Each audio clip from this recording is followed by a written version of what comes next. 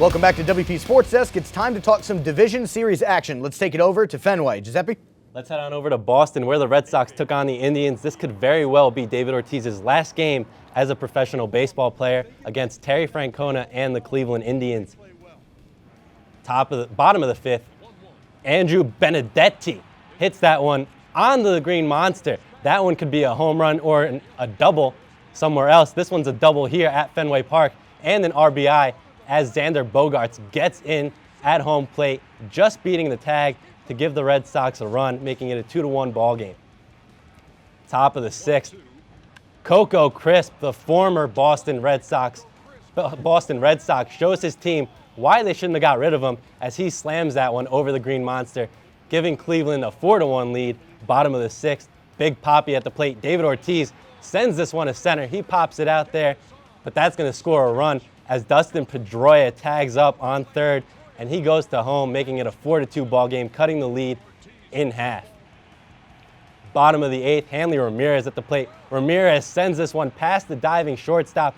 That is good to send in another run to make it a 4-3 ball game late in this one as Hanley Ramirez and the Fenway crowd get fired up, trying to get something started for the Red Sox. But bottom of the ninth, Travis Shaw pops this one out to the right fielder, and the game will end, and so will Big Papi and the Red Sox season as the Indians win this one by a score of 4-3. Now to tell us more about the Indians and their big win, we bring in our correspondent, Jake Bailey. Thanks, guys. The Cleveland Indians had advanced to the ALCS for the first time since 2007. The Indians swept the Red Sox in just 3 games. Cleveland's pitching held the Red Sox to just 7 runs in 3 games. The potential American League MVP Mookie Betts was held to just 2 hits in 10 at-bats, as David Ortiz had 1 hit in 9 at-bats in the final series of his career. Guys, how were the Cleveland Indians able to pull this off at Boston? I got to tell you, you heard Jake say that they only scored 7 runs in 3 games, and they were the best offensive team in the majors during the regular season. And for the Indians to hold them to 3 for 21 with runners in scoring position, on paper, the Indians were not supposed to win this game, right, and they pulled it out.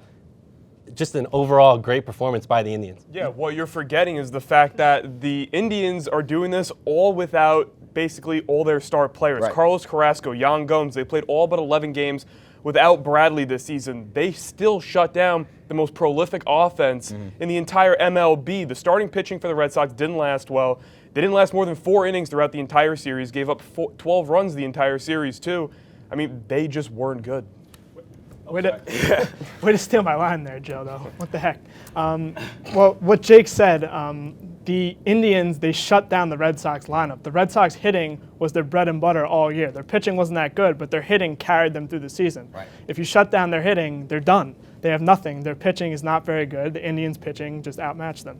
Joe, you talked about the Red Sox pitching. I'm going to talk about the Indians starting pitching. In the 16 2/3 innings that Trevor Bauer, Corey Kluber, and who else? Josh Tomlin, they only gave up 5 runs, 13 hits, 4 walks, and 17 strikeouts against the best offense in Major League Baseball. If you do that against a team like the Red Sox, you're going to win. It was phenomenal. With that bullpen, great It's job. one of the reasons why Terry Francona might win Manager of the Year, because he micromanaged the Indians perfectly despite their injury-plagued players all season. Absolutely. Right. Now they got a big game coming up against Toronto.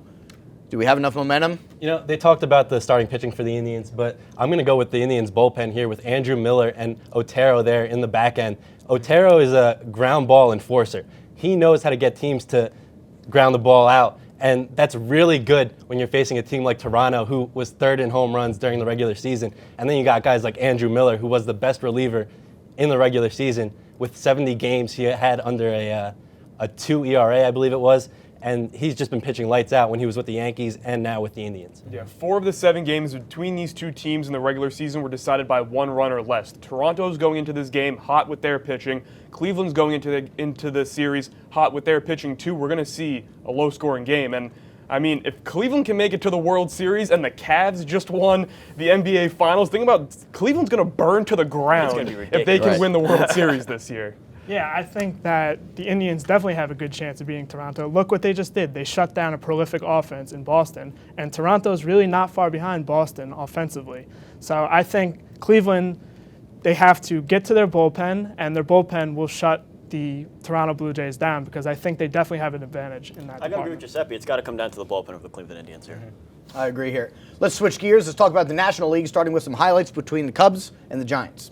Yeah, let's go to AT&T Ballpark where the Giants took on the Cubs. Jake Arrieta getting the start out there for the Cubs. Top of the second, Arrieta himself sends one over the wall. That one is good for a 3-run jack, as the pitchers can rake for the Chicago Cubs as well. Arrieta helping his own cause there. Bottom of the 8th, 3-2 Cubs. Runner on first and second, and Gillespie gets that one past the diving center fielder. Gillespie making a name for himself out there in San Francisco. So remember his name, folks, because he's going to be around a lot more for the Giants there. Bottom of the 8th still, 4-3 San Francisco. That one's going to sneak into the outfield and score yet another run for the Giants as they go up 5-3 late in this game. Trying to keep it going for the Cubs is none other than Chris Bryant. Bryant hits one just over the wall. That one is good for a 2-run shot to tie the ball game up in the top of the 9th. Bottom of the 9th, runner on first for Buster Posey, and Posey doesn't get that one there as the diving right fielder catches the ball, and the score stays at 5 in this game.